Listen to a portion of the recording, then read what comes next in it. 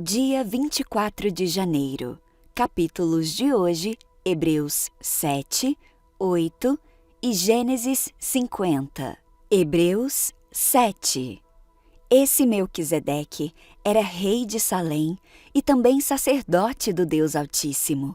Quando Abraão regressava para casa, depois de derrotar os reis, Melquisedeque foi ao seu encontro e o abençoou. Então Abraão separou a 10ª parte de tudo e a entregou a Melquisedeque, cujo nome significa Rei da Justiça, enquanto rei de Salém quer dizer Rei da Paz. Não há registro de seu pai, nem de sua mãe, nem de nenhum de seus antepassados, nem do começo, nem do fim de sua vida. Semelhantemente ao Filho de Deus, ele permanece sacerdote para sempre. Considerem, portanto, a importância de Melquisedeque. Até mesmo Abraão, o patriarca, a reconheceu ao entregar a ele 1/10 do que havia conquistado na batalha. A lei de Moisés exigia que os sacerdotes, os descendentes de Levi, recebessem o dízimo de seus irmãos israelitas, que também são descendentes de Abraão. Melquisedeque, porém, não era descendente de Levi. Recebeu o dízimo e, em seguida, abençoou Abraão, que já havia recebido as promessas. Sem dúvida, quem tem poder para abençoar é superior a quem é abençoado. Os sacerdotes que recebem os dízimos são homens mortais. A respeito de Melquisedeque, no entanto, é dito que ele continua vivo.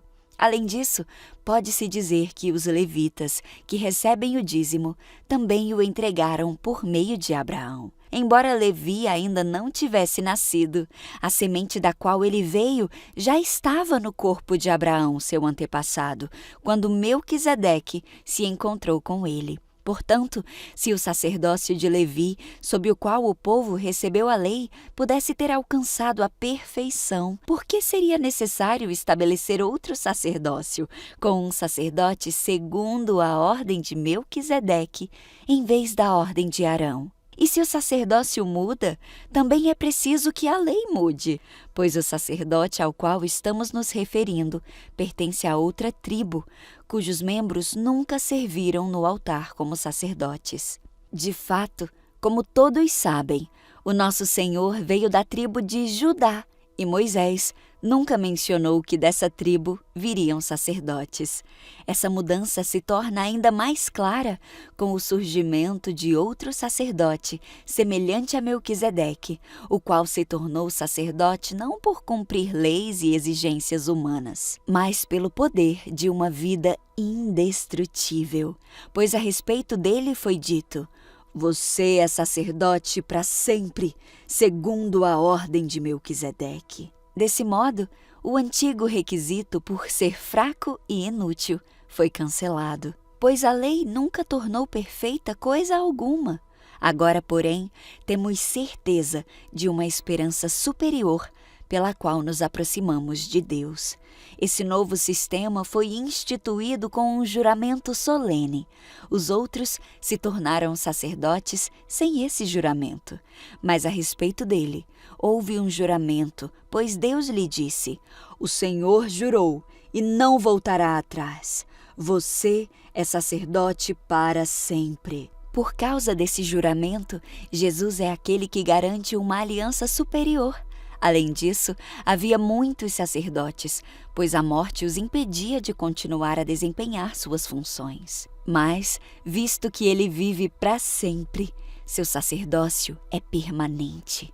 Portanto, ele é capaz de salvar de uma vez por todas aqueles que se aproximam de Deus por meio dele. Ele vive sempre para interceder em favor deles. É de um sumo sacerdote como ele que necessitamos, pois é santo, irrepreensível, sem nenhuma mancha de pecado, separado dos pecadores e colocado no lugar de mais alta honra no céu.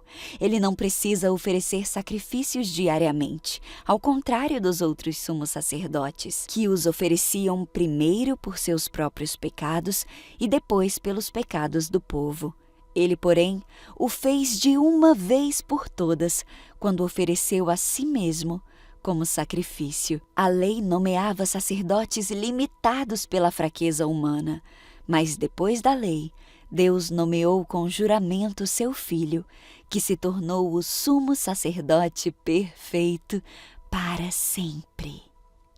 Hebreus 8. O mais importante é que temos um sumo sacerdote sentado no lugar de honra à direita do trono do Deus majestoso no céu. Ele ministra ali, no verdadeiro tabernáculo, o santuário construído pelo Senhor, e não por mãos humanas. E visto que todo sumo sacerdote deve apresentar ofertas e sacrifícios, era necessário que esse sumo sacerdote também apresentasse uma oferta. Se ele estivesse aqui na terra, nem seria sacerdote, pois já existem sacerdotes que apresentam as ofertas exigidas pela lei. O serviço sacerdotal que eles realizam é apenas uma representação, uma sombra das coisas celestiais, pois quando Moisés se preparava para construir o tabernáculo, Deus o advertiu: cuide para que tudo seja feito de acordo com o modelo que eu lhe mostrei aqui no monte. Agora, porém, Jesus, nosso sumo sacerdote, recebeu um ministério superior, pois ele é o mediador de uma aliança superior, baseada em promessas superiores. Se a primeira aliança fosse perfeita, não teria havido necessidade de outra para substituí-la. Mas quando Deus viu que seu povo era culpado, disse: está chegando o dia, diz o Senhor, em que farei uma nova aliança com o povo de Israel e de Judá. Não será como a aliança que fiz com seus antepassados, quando os tomei pela mão e os conduzi para fora da terra do Egito. Não permaneceram fiéis à minha aliança, por isso lhes dei as costas, diz o Senhor. E esta é a nova aliança que farei com o povo de Israel depois daqueles dias, diz o Senhor. Porei minhas leis em sua mente e as escreverei em seu coração. Serei o seu Deus e eles serão o meu povo. E não será necessário ensinarem a seus vizinhos e a seus parentes, dizendo: você precisa conhecer o Senhor. Pois todos, desde o mais humilde até o mais importante, me conhecerão, e eu perdoarei sua maldade, e nunca mais me lembrarei de seus pecados. Quando Deus fala de uma nova aliança, significa que tornou obsoleta a aliança anterior, e aquilo que se torna obsoleto e antiquado logo desaparece. Gênesis 50. José atirou-se sobre o seu pai, chorou sobre ele e o beijou. Em seguida, deu ordens aos médicos que o serviam para que embalsamassem o corpo de seu pai, e Jacó foi embalsamado. O processo de embalsamamento levou os 40 dias habituais, e os egípcios lamentaram sua morte durante 70 dias.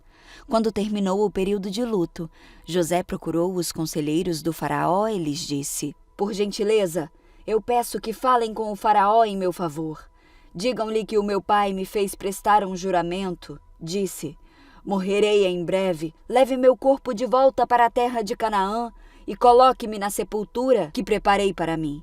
Portanto, peço que me deixe ir sepultar o meu pai, e depois voltarei sem demora. O faraó atendeu ao pedido de José e disse: vá e sepulte seu pai, como ele lhe fez prometer. Então José partiu para sepultar seu pai.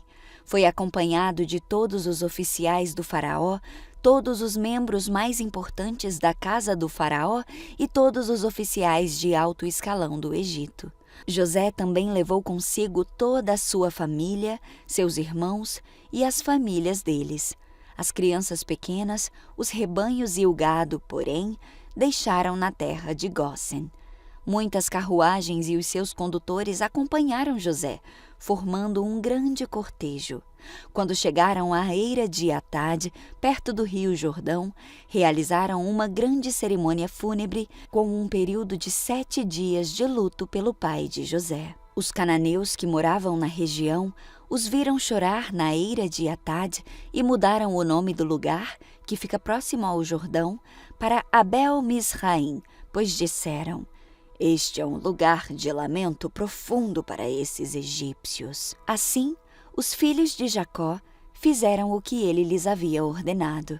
Levaram seu corpo para a terra de Canaã e o sepultaram na caverna do campo de Macpela, perto de Manre.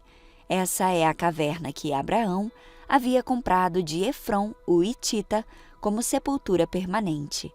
Depois de sepultar Jacó, José voltou para o Egito com seus irmãos e com todos que o haviam acompanhado. Uma vez que seu pai estava morto, porém, os irmãos de José ficaram temerosos e disseram: agora José mostrará sua ira e se vingará de todo o mal que lhe fizemos. Por isso enviaram a seguinte mensagem a José: antes de morrer, o nosso pai mandou que lhe disséssemos: por favor, perdoe os seus irmãos pelo grande mal que lhe fizeram, pelo pecado que cometeram ao tratá-lo com tamanha crueldade. Por isso, nós, servos do Deus de seu pai, suplicamos que você perdoe o nosso pecado. Quando José recebeu a mensagem, começou a chorar. Depois, seus irmãos chegaram e se curvaram com o rosto no chão diante de José. Somos seus escravos, disseram eles. José, porém, respondeu: não tenham medo de mim. Por acaso eu sou Deus para castigá-los? Vocês pretendiam me fazer o mal, mas Deus planejou tudo para o bem. Colocou-me neste cargo para que eu pudesse salvar a vida de muitos. Não tenham medo. Eu continuarei a cuidar de vocês e de seus filhos. Desse modo, ele os tranquilizou ao tratá-los com bondade. José, seus irmãos e suas famílias continuaram a viver no Egito. José viveu 110 anos. Chegou a ver 3 gerações de descendentes de seu filho Efraim e o nascimento dos filhos de Maquir, filho de Manassés, os quais ele tomou para si como se fossem seus. José disse aos irmãos: em breve eu morrerei, mas certamente Deus os ajudará e os tirará desta terra. Ele os levará de volta para a terra que prometeu solenemente dar a Abraão, Isaque e Jacó. Então José fez os filhos de Israel prestarem um juramento e disse: quando Deus vier ajudá-los e conduzi-los de volta, levem meus ossos com vocês. José morreu com 110 anos. Os egípcios o embalsamaram e o colocaram em um caixão no Egito.